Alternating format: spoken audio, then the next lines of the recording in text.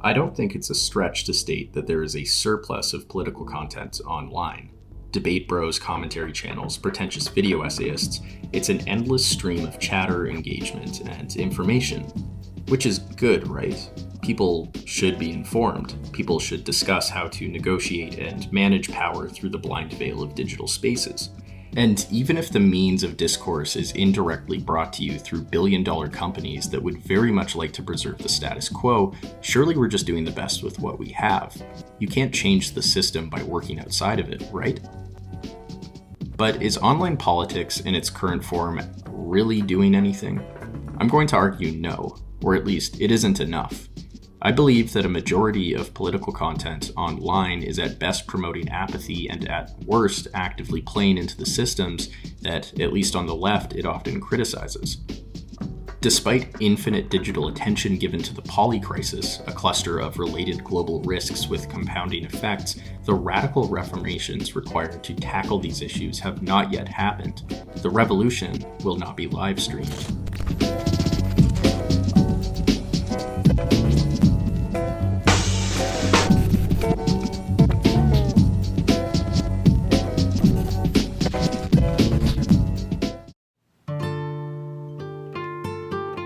This video is sponsored by Brilliant.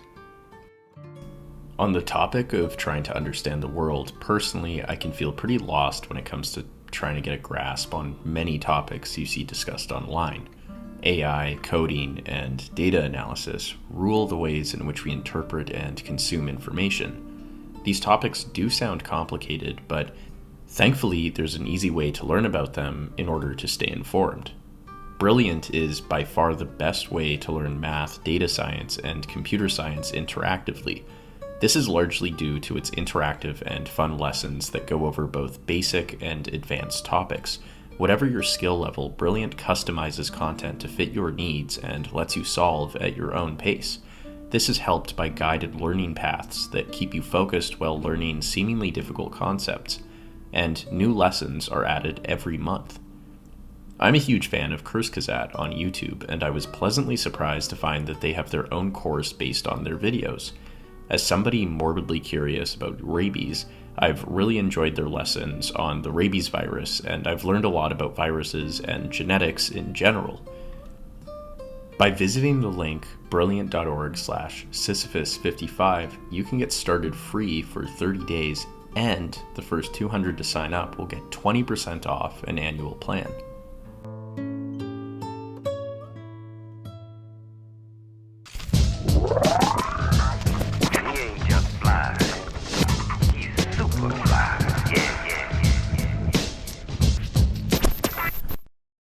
Online politics offers a false sense of action and may actively hinder real-world progress. This is evident in three common characteristics found across online politics.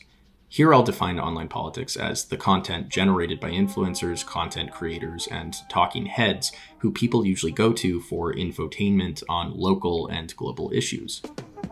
Firstly, as evident in the sponsored segment you just watched, content and journalism in general is in itself reliant on and usually exists for engagement that can then be transformed into capital. In a general trend, this has led to news deserts. Communities that are not seen as profitable will lose their local source of news. This disproportionately impacts poorer areas who do not turn out the same profit as wealthier areas. People in news deserts will then often turn to social media to get their news, which is often more general, polarizing, and opinionated.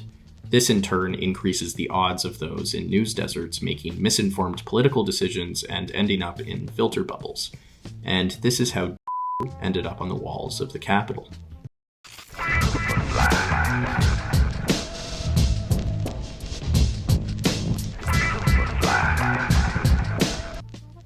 But what specifically makes social media so bad for politics? Let's turn to the progressive left, where you'd hope there's a greater chance for progress. Chat donations, Patreon support, AdSense, influencers need to weigh the extent to which a potential topic is important enough to give attention to versus the extent to which it is juicy and entertaining, thereby driving traffic and revenue. Naturally, most content will gravitate towards the latter. However, political influencers tend to actually settle on a middle ground, a form of politics that appears to be fighting the good fight in an entertaining manner. This middle ground, called deference politics, focuses on conversational power and attention over fixing material disparities. The concern here is usually rested on avoiding complicity in injustice and policing or denouncing certain social behaviors. Now, deference politics is not in itself bad. It prioritizes traumatic experiences above all else as that which should be tackled and given attention to. The issue, however, is that these discussions remain quite insular. They don't go far enough. As Olufemi Otaiwo, the author of Elite Capture, beautifully puts, bad roommates aren't the problem, for the same reason that being a good roommate isn't the solution. The problem is that we are still trapped in the same room. Someone says something edgy, another calls them out on Twitter, a response video is made, the other person reacts to the video, a third person jumps in to support their fellow influencer. A severe amount of hours, resources, and attention has been given to determining whether this particular roommate should be tolerated. The world has not changed because of this, but your favorite streamer or video essayist, and maybe their opponent, is now a little wealthier. If we back up, what does this do? It directs what little attentional power we can control at symbolic sites of power, rather than at the root political issues that explain why everything is so effed up. This is an important point. Whether this orgy of online drama is deliberate or not at the level of influencers, it really helps to maintain the status quo. This is elite capture, defined as the way socially advantaged people tend to gain control over resources meant for others. Elite capture often cleverly adapts to resistance by incorporating a tolerable level of it. For example, Amazon can buy up Twitch and host leftist streamers. These creators, reliant on the attention economy of their platforms, are then somewhat limited in advocating for radical action, since this could hurt them financially. This isn't to blame influencers necessarily, they may be actively doing their best within the system. However, as Taiwo notes, the game objective may be viscerally and irreducibly personal for each player, self-esteem, security, life itself, but the rules and the context that determine which actions make sense have been created by others who benefit from the outcome of those rigged systems. Elite capture destroys democracy by subtly capturing the political realm for the elites, while maintaining an illusion of choice.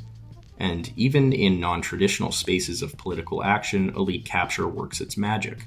This is assisted through the third trait of online politics, the abstraction and intellectualization of reality. He ain't just fly, he's super fly. Baudrillard predicted a world where our media-saturated minds, chronically drifting between flashy events and images, will be in such a comatose of fascination that the very concept of meaning will be lost. Meaning, after all, depends on stability and fixed structures.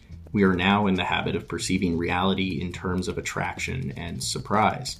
As information hunters, we are becoming blind to still inconspicuous things, to what is common, the incidental, and the customary, the things that do not attract us but ground us in being, writes Chul-Han. Namely, this digital world of non-things prioritizes information over truth.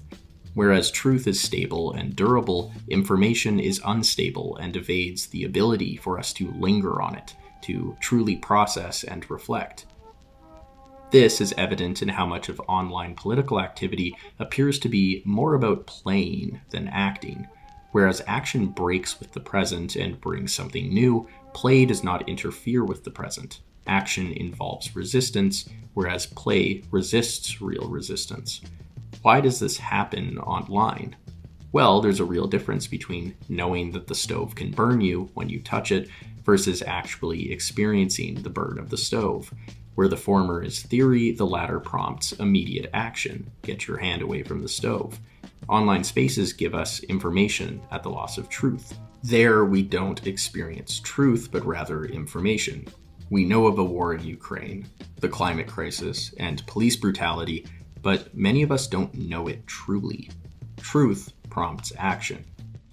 This would explain why minorities are far more likely to engage in activism than the melanin deficient. Whereas white people can earnestly sympathize with the information of, for example, police brutality, they do not experience the painful lived truth of experiencing persecution based on the color of their skin. There is still a knowledge rift, concealed by information, that limits any sense of urgency, and therefore action. This line of thinking has evidently led to the playfulness associated with deference politics, where majority groups strongly advocate and platform visible minorities.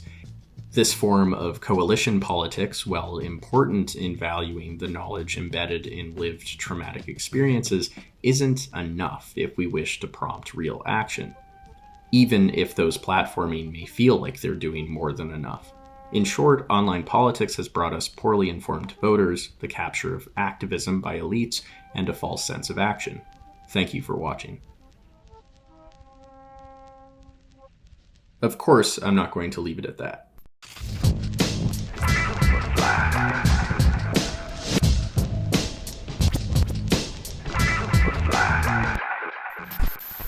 How can we actually change things? Firstly, we need to move past the idea that this current system of online discourse is constructive.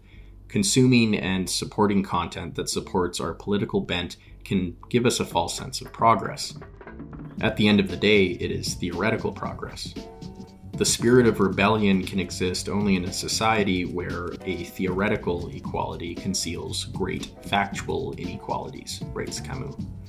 Namely, the true rebellion against current things will only occur when we collectively recognize that deference politics online is in some sense sapping much of our attention from more damaging injustices. Me babbling on about Jordan Peterson does not solve these factual inequalities.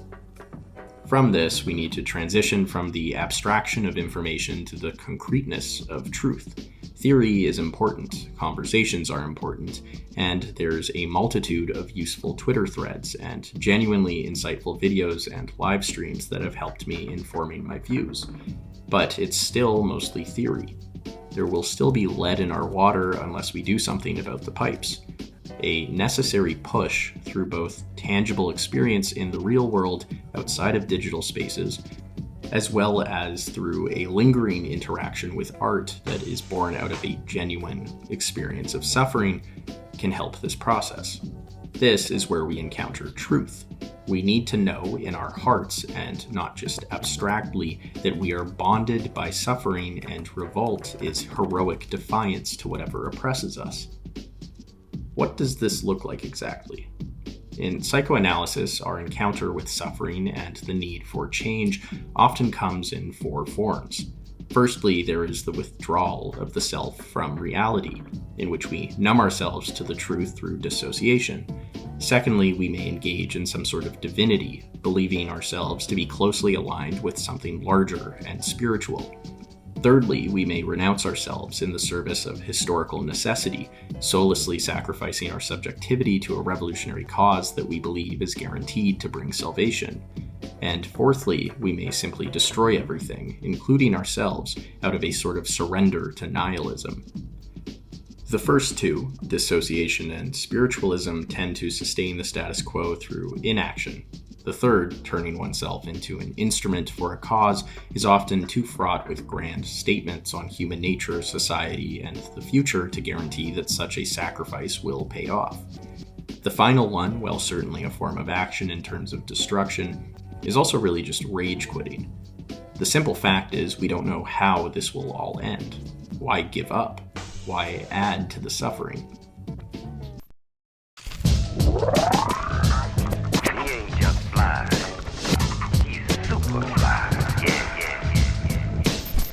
There is another form of pushing for change, Lacan's subjective destitution. Although all previous examples deal with some form of removing our personhood through grand claims or fear, subjective destitution does so out of a sincere and humble attempt at changing for the better.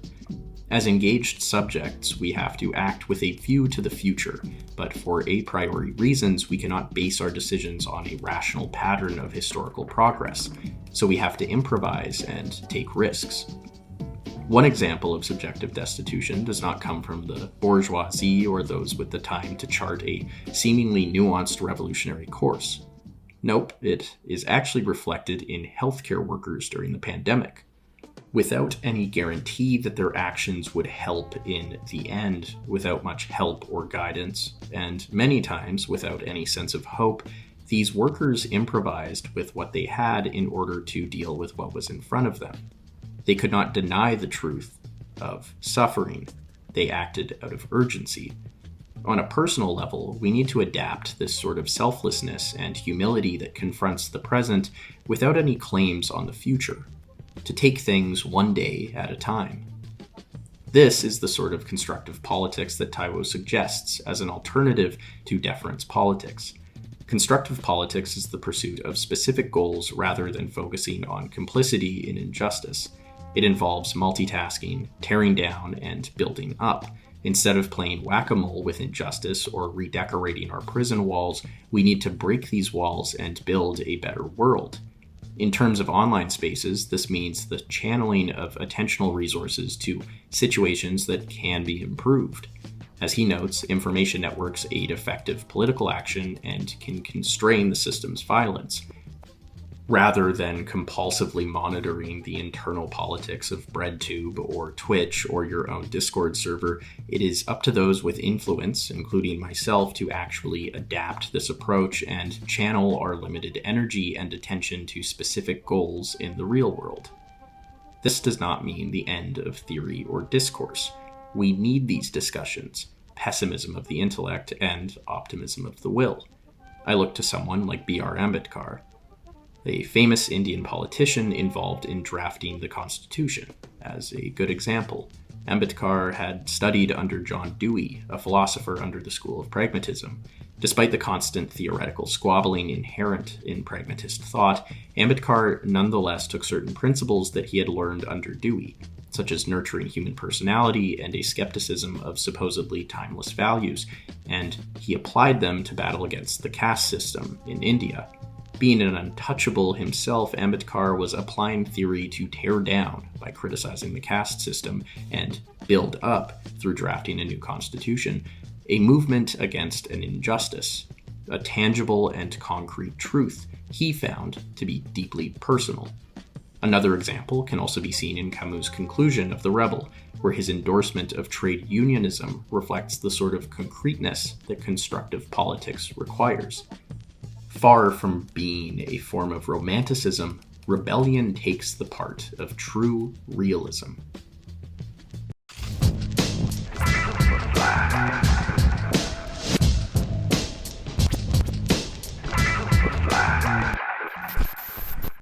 So what was the point of this video?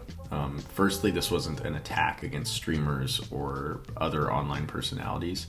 I think me specifically telling other people what to do with their platform would be a little entitled. And also, as I said before, many of the people mentioned have participated in charities and activism. This is actually more of a video addressed directly to the viewer and the general audience. I think if you feel hopeless about the world, you should probably start rethinking your relationship with online content. Make changes however you can and in whatever way it suits your personality. I think everybody has some sort of tool, privilege, or trait that can make the world a better place.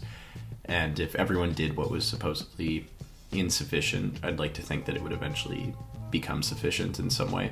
So it's about kind of suiting the action to your own, who you are.